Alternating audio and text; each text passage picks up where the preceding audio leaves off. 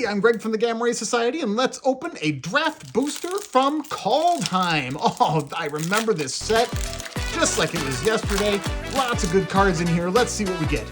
Wings of the Cosmos, Brine Barrow Intruder, Breakneck Berserker, Glittering Frost. What frost isn't glittering? Feed the Serpent, no thank you. Master Scald, Undersea Invader, Skull Raid. Ooh, Skull Raid. Vault Robber, Path to the World Tree is an uncommon. Avalanche Caller, Doomscar Titan, and Mystic Reflection is the rare, with an Ice Tunnel and a Blizzard Brawl as a foil uncommon. Cool. The Troll Warrior token. Thanks so much for watching. May the cards be with you.